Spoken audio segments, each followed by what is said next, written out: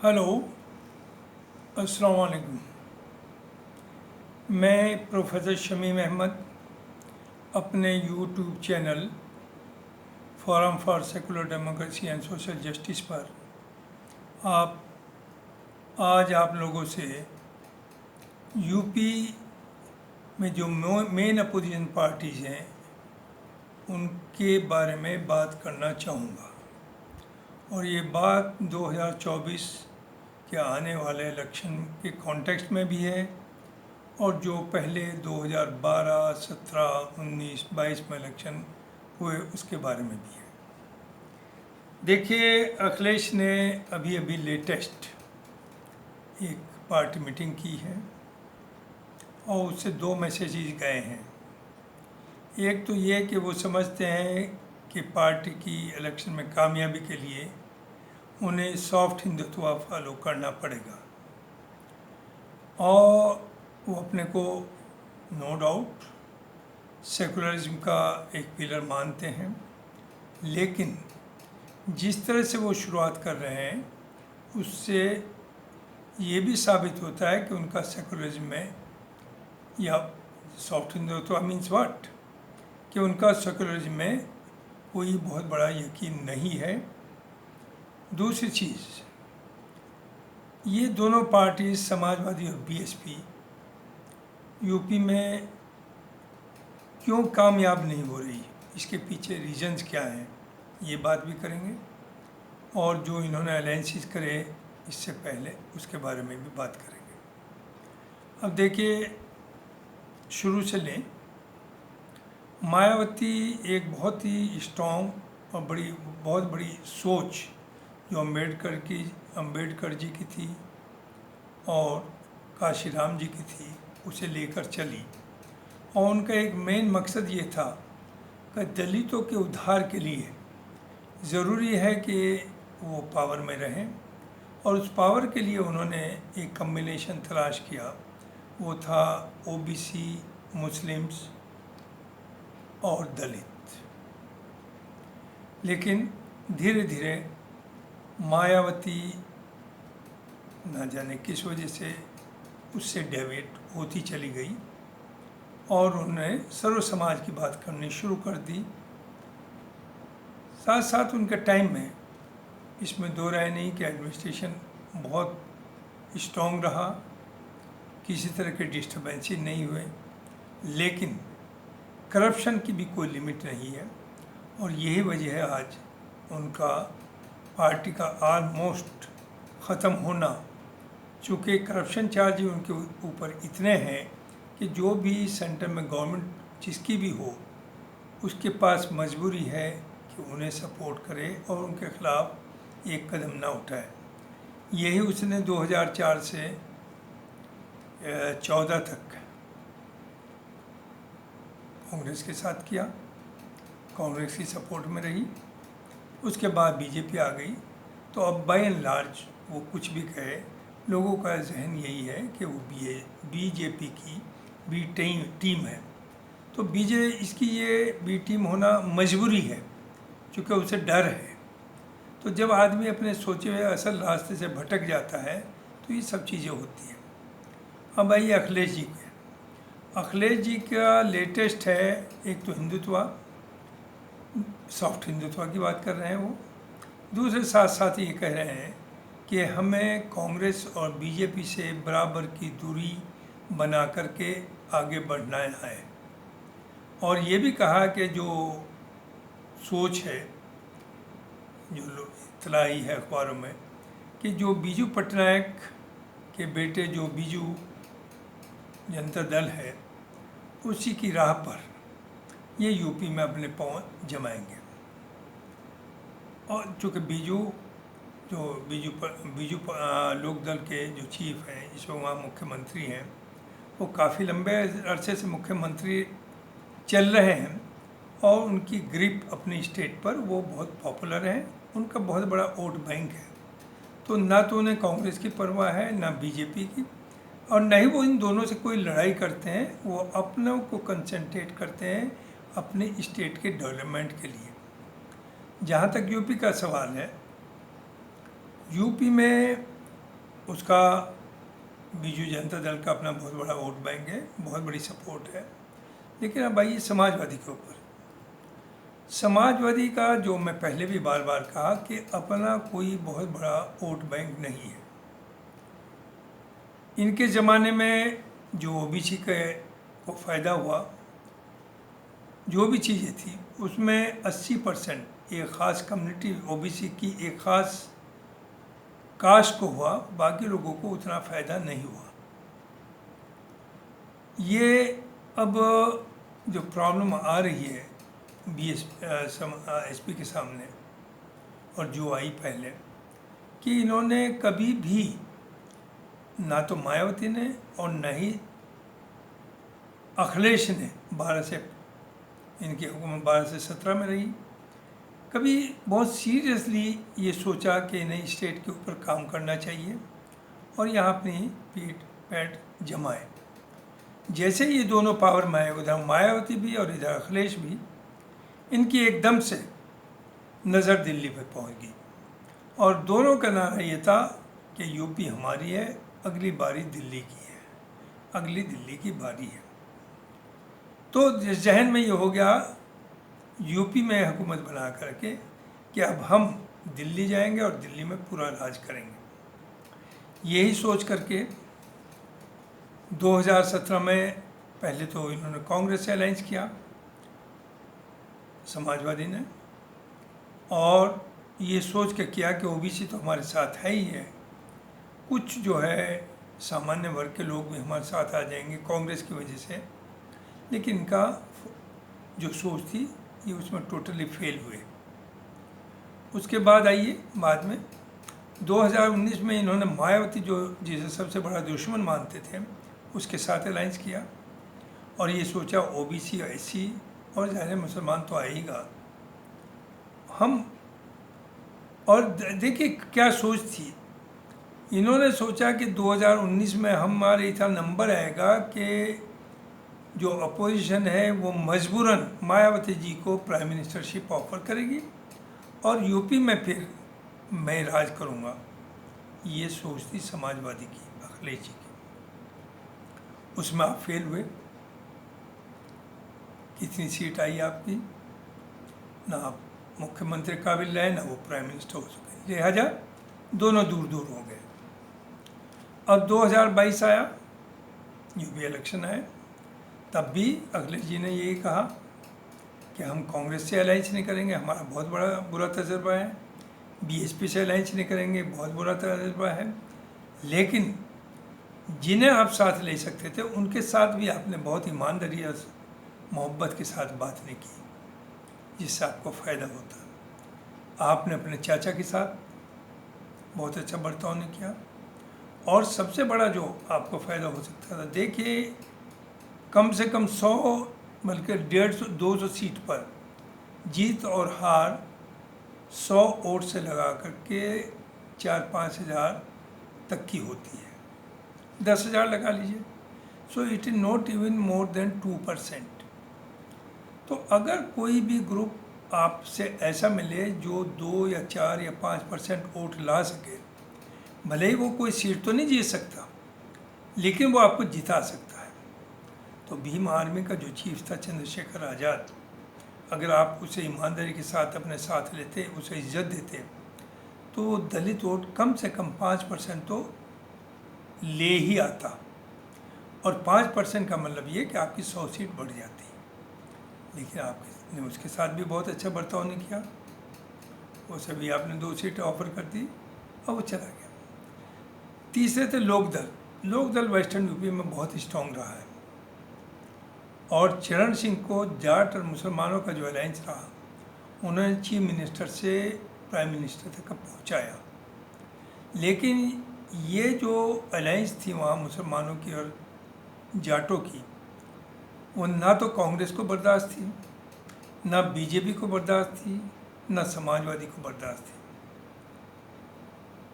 तो आपने, वो मैं पहले कह चुका, उसे यहाँ नहीं रिपीट करना चाहता, फिर भी आपने 2000 मुजफ्फरनगर जो 2013 में हुआ, उसमें मिली भगत थी बीजेपी की और समाजवादी की कि वहाँ लोकदल को कैसे कमज़ोर किया जाए अब वो कमज़ोर करने का तरीका आपने ये देखा कि जाट और मुसलमानों में इतनी बड़ी खंदक खोद दीजिए उनके बीच में कि वो एक ना हो पाए, और ये आपने किया। और आपने 5 साल तक यही ख्वाब देखते रहे कि हम, जब आपका रूल था कि हमें तो दिल्ली जाना है, तो आप जो बीजू पटनायक के बेटे की, नवीन पटनायक की बात करते हैं उड़ीसा की, उन्होंने कभी ये नहीं कहा कि मुझे दिल्ली जाना है या दिल्ली में पीएम बनना है। उन्होंने अपनी स्टेट पर कंसंट्रेट किया। लेकिन आप लोगों ने, दोनों अपोजिशन पार्टी जो यूपी की मेन है, बीएसपी और समाजवादी, आप जैसी पावर में आए तो आपकी नज़र दिल्ली पर जाने लगी। स्टेट को जहां आपको लोगों ने चुना वहाँ के बारे में भूल गए। किया है आपने, काफ़ी किया है। और अब आइए, जो मैं कह रहा था, समाजवादी जो ये कह रही है कि कांग्रेस और बीजेपी से समान दूरी बना कर के रखेंगे, इन्हें ये जानना चाहिए कि ये ना तो केसीआर है तेलंगाना के, न ही ये रेड्डी है आंध्रा का चीफ मिनिस्टर, न है ये ममता वेस्ट बंगाल के, न ही ये केजरीवाल हैं जिनका अपना एक बहुत बड़ा वोट बैंक है, और न ही ये नवीन पटनायक है। आपका अपना वोट 8% यादव है, उसमें 3% यादव ऑलरेडी बीजेपी में है। और अनफॉर्चुनेटली जहाँ नॉन यादव कैंडिडेट होता है, ख़ासतौर से मुस्लिम कैंडिडेट, वहाँ यादव बहुत ज़्यादा वोट देते भी नहीं, वो बीजेपी को देते हैं। तो आपकी जो बहादुरी है, आप जो अपने को स्ट्रांग मानते हैं, आप मुसलमानों को अपना बंधुआ मजदूर समझते हैं, और समझते हैं उनके पास कोई ऑप्शन नहीं, वो आपको वोट देगा, और दिया भी। 2022 में मुसलमानों ने मोर देन 92% वोट समाजवादी को दिया। लेकिन चूँकि आप किसी और को ईमानदारी के साथ नहीं ले पाए, और आपको गलतफहमी ये थी कि आप तो सीएम बन ही रहे हैं, लिहाजा आपके सामने रिजल्ट क्या हुआ। तो अगर यूपी में आपको लीडरशिप करनी है, रीजनल पार्टी जे उभरना है, तो आपको यूपी ही पे ध्यान देना है, दिल्ली की तरफ ध्यान नहीं देना है। लेकिन अब एक बात बता दें, आपके लिए बहुत बड़ी, समाजवादी के लिए खतरे की घंटी है आपके सामने। राहुल गांधी की पदयात्रा के बाद कांग्रेस की कंडीशन, कांग्रेस की पॉपुलैरिटी बहुत तेज़ी से बढ़ी है और बढ़ रही है। मुसलमान यूपी का अब ये फील करता है। देखिए, पार्टी के लोग, जो मुस्लिम्स लीडर्स हैं आपकी पार्टी में समाजवादी की, उनकी तो हिम्मत नहीं है सब बातें कहने की। लेकिन मैं आपको बता रहा हूँ, मेरी भी डिफरेंट तरह के लोगों से बातें होती हैं कि लोगों का यकीन अब कांग्रेस, जिसे 40 साल तक यूपी में बाहर रखा, सेंटर में भी 14 से वो बाहर है, मुसलमान बाय लार्ज यूपी में उसका जो फर्स्ट प्रायोरिटी हो रही है, फर्स्ट प्रेफरेंस हो रही है, वो कांग्रेस है। तो समाजवादी ये गलतफहमी में ना रहे कि मुसलमान उसके साथ बंधा हुआ है। और जैसे कि पहले बात हुई है और हो रही है लोगों में, वो चाहते हैं कि समाजवादी जो एक लार्जर अपोजिशन फ्रंट बन रहा है, जिसकी कोशिश बिहार के मुख्यमंत्री कर रहे हैं, आप उसका हिस्सा बने। अदरवाइज आप भूल जाइए कि आप यूपी में 2024 में कुछ कर पाएंगे। ठीक है, कांग्रेस को भी नुकसान होगा, लेकिन आप उसके बाद ख़त्म हो जाएंगे, आप कुछ नहीं कर पाएंगे। इसलिए ज़रूरी है कि कम से कम 2024 में आप उस लार्जर फ्रंट का मेंबर बने। देखिए, केजरीवाल से सबक लीजिए। केजरीवाल ने तो डिलीवर भी किया है, उससे ज़्यादा तो हिंदुस्तान की हिस्ट्री में ना किसी ने डिलीवर किया, ना ही कोई कर पाएगा। और अब अगर कर भी रहे तो उसी की नकल कर रहे हैं। कर्नाटका में वही कर रहे हैं जो केजरीवाल ने दिल्ली में किया। और जगह अभी मध्य प्रदेश में कांग्रेस ने जो मैनिफेस्टो में दिया वो ही सब दिया है जो केजरीवाल कर चुके हैं। तो ये सब जहन में रखिए, ये बहुत आसान नहीं होगा आपके लिए यूपी बचाना। जहाँ तक ममता का है, ममता का एक बहुत बड़ा वोट बैंक है, वो आपकी तरह नहीं है। केसीआर का बहुत बड़ा वोट है वहाँ, और रेड्डी का भी बहुत बड़ा वोट है, केजरीवाल का भी बहुत बड़ा वोट है। तो आप उनकी नकल पे न चले, आप हालात को समझिए, यूपी के हालात क्या हैं। हमें हमदर्दी है। मुलायम सिंह एक बहुत बड़े लीडर थे, सब लोगों को गले लगाते थे। हालांकि गलती ऐसा नहीं है कि आप के साहब लोहिया जी की और नेताजी की एक ही पॉलिसी रही कि कांग्रेस से दूरी रखी जाए। देखिए, पॉलिटिक्स ओवरनाइट बदलती है। उस वक्त ज़माना और था, इस वक्त ज़माना और है। मुलायम सिंह एक उगते हुए सितारे थे और उन्होंने पार्टी को खड़ा किया, ज़मीन से जुड़े हुए थे, बड़े मेहनती थे। वो आज की लीडरशिप जो है समाजवादी की, उसमें वो करिश्मा नहीं है। तो सच्चाई को मानना है। लोगों को अखिलेश से मोहब्बत है, और नो डाउट अब तक जो सबसे बड़ा, या आज भी मैं कह सकता हूँ, लीडर है अपोजिशन का, वो अखिलेश है यूपी में। लेकिन अखिलेश जी इस वक्त हालात इतने तेज़ी से बदल रहे हैं, इलेक्शन के 2024 के 10 महीने बाकी हैं। तो अगर अभी भी आप कन्फ्यूजन में रहेंगे या कन्फ्यूजन क्रिएट करेंगे तो इसमें आपका बहुत बड़ा नुकसान होगा। और ये जान लीजिए, अगर बीजेपी 2024 में आती है तो कांग्रेस तो सर्वाइव करेगी, एक नेशनल पार्टी है। 24 में नहीं, 29 में, 29 में नहीं, 34 में। लेकिन आपकी पार्टी हिंदुस्तान के नक्शे से ख़त्म हो सकती है। और मुस्लिम आपके साथ तभी आएगा जब आप ये डिक्लेयर करेंगे आप दूसरे लोगों के साथ लेके चलेंगे। और एक और बता दूं, देयर इज एवरी पॉसिबिलिटी कि चौधरी जयंत सिंह जो लोकदल का चीफ है और आज़ाद भीम आर्मी का चीफ,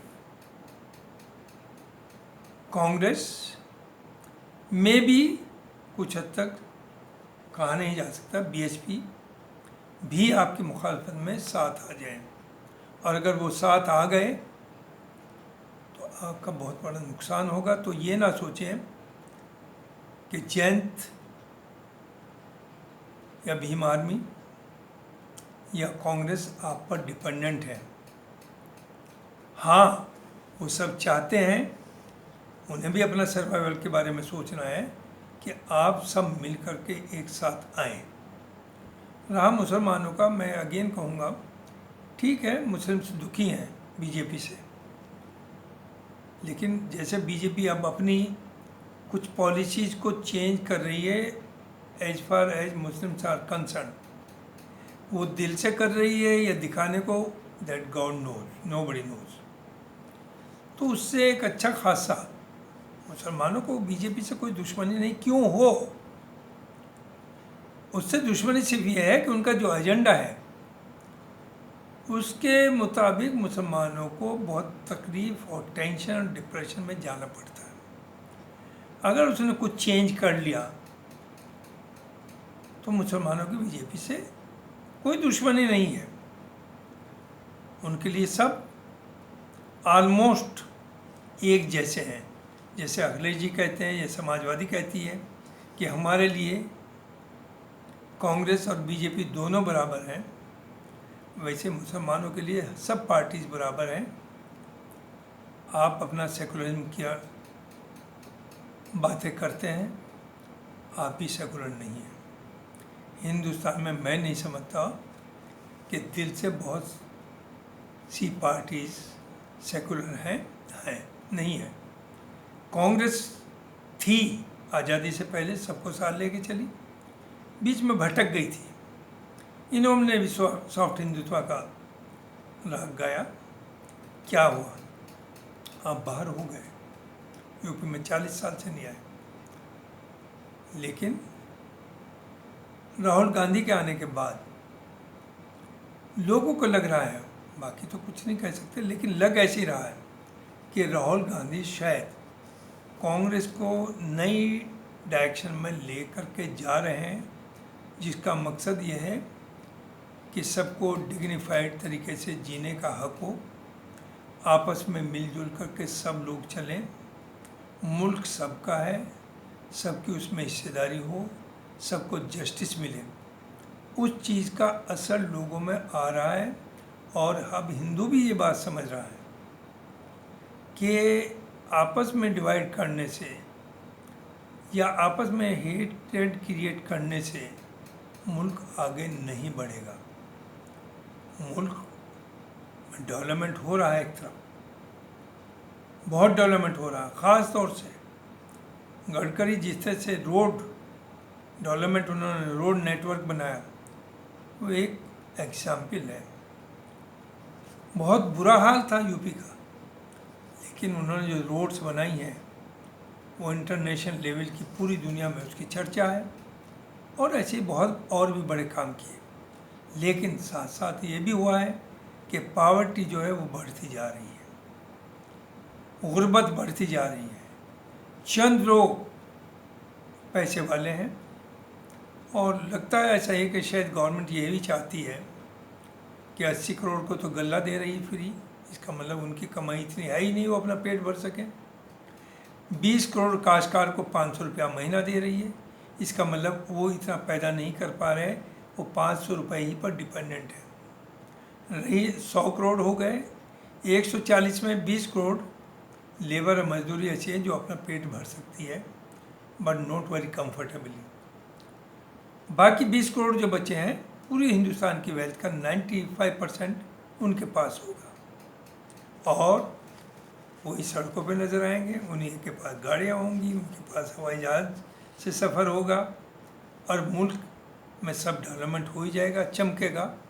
तो इस तरह से लगता ही है कि पावर्टी तो बढ़ रही है, लेकिन इसमें दो राय नहीं कि डेवलपमेंट भी बहुत हो रहा है और बहुत हुआ है।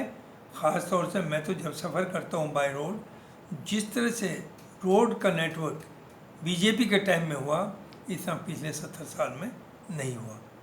तो मेरा यही कहना है कि यूपी में अगर रीजनल पार्टीज़, चाहे वो बीएसपी हो चाहे समाजवादी हो, अगर उन्हें सर्वाइव करना है और उन्हें नवीन पटनायक की हिरस करनी है, तो वो सिर्फ स्टेट के बारे में सोचें, स्टेट में अपने पैर जमाएं, दिल्ली की तरफ देखना बंद करें। दिल्ली में दूसरों को आने दीजिए, जिसे भी आप चाहें। आप बीजेपी को चाहते हैं बीजेपी को आने दीजिए, कांग्रेस को चाहते हैं कांग्रेस को आने दीजिए, लेकिन आप सिर्फ और सिर्फ यूपी के बारे में सोचें, तो शायद, और दूसरे जो छोटी मोटी पार्टीज़ हैं, सब लोगों की उसमें हिस्सेदारी होनी चाहिए, उन्हें साथ लेके चलिए, तब तो आप यूपी में सर्वाइव करेंगे। वरना भूल जाइए कि अब आपको नवीन पटनायक याद आ रहे हैं, ये सब आप नहीं कर सकते, चूँकि आपकी हिस्ट्री बताती है और आपकी सोच बताती है। वो मैं कह रहा था, भी रिपीट करता हूँ, हमारे केजरीवाल चाहते थे कि कांग्रेस से भी दूरी रखें, बीजेपी पे, चूँकि दोनों ही पार्टी उसे पसंद नहीं करती। दोनों पार्टीज ये नहीं चाहती कि वो पॉपुलर हो, वो डिलीवर कर रहा है, तो इन्हें दोनों को डर रही है, बीजेपी को और कांग्रेस को, कि ये इनका नुकसान करेंगे और दिल्ली से ये उसे हटा नहीं पाएंगे। इन दोनों ने यहाँ तक हद कर दी कि दिल्ली में केजरीवाल को के रास्ते में रोड़े डालने के लिए दोनों ने हाथ मिलाया। मैंने पहले भी लिखा, बोला भी कि उसमें बीजेपी का तो फ़ायदा हो सकता है, लेकिन कांग्रेस विल फर्दर लूज, और कांग्रेस ने लूज किया। केजरीवाल भी खुश थे कि मैं बहुत काम कर रहा हूँ, डिलीवर कर रहा हूँ, तो लोग मेरे साथ आएंगे। लेकिन जिस तरह से उसके ऊपर अटैक हो रहा है, इस तरह से उसकी घेराबंदी हो रही है, अब उसे भी एहसास हो गया कि हिंदुस्तान की पॉलिटिक्स में अकेले चलना मुमकिन नहीं है। लिहाजा वो सब अपोजिशन लीडर से मिल रहा है। उन्हें कांग्रेस को भी ख़त लिखा कि मैं बात करना चाहता हूँ, मैं आपसे मिलना चाहता हूँ, और वो देखिए अब अलायंस भी करने को तैयार है। तो मैं अखिलेश जी से कहूँगा कि आप उनसे सबक लीजिए। भूल जाइए कि आप अकेले चल के कुछ यूपी में कर पाएंगे। अगर करना चाहते हैं तो लोकसभा में नो डाउट पार्लियामेंट्री सीट्स ज़्यादा आप ही को मिले, कांग्रेस को कम मिले, लेकिन आपको अलायंस करना पड़ेगा और उसके बाद आप यूपी के बारे में सिर्फ यूपी पर कंसंट्रेट करें, ना कि सेंटर के ख्वाब देखें। यही मायावती के लिए है कि मायावती को अगर सर्वाइव करना है तो वो भूल जाएं कि साहब यूपी हमारी है और अब की बार दिल्ली की बारी है। ये नारे दोनों पार्टी भूल जाएं, वो भी काम करें। और मायावती का सर्टेन वोट बैंक अपना समाजवादी से ज़्यादा है, 20% 22% दलित हैं, उसमें कम से कम 10-12% तो मायावती के पास दलित वोट है ही है, काफ़ी बाकी बीजेपी में गया। और जब मायावती सही लाइन पर चलेगी, अगर सही means Muslims, Dalit and OBC की बात करेगी, तो मायावती को कोई हरा नहीं पाएगा। तो इसलिए मेरी दरख्वास्त है अखिलेश जी से कि इस बात को वो छोड़ दें। आपके पार्टी के लोग आपके सामने ये सब नहीं कह पा रहे हैं, but I remain in contact with so many Samajwadi leaders. उनमें स्पेशली मुस्लिम्स, उनकी सोच है कि शायद उन्हें राह बदलनी पड़े और मुस्लिम वोटर्स अपना जहन बना चुका कि they will shift to Congress in 2024, they will not remain with Sapa.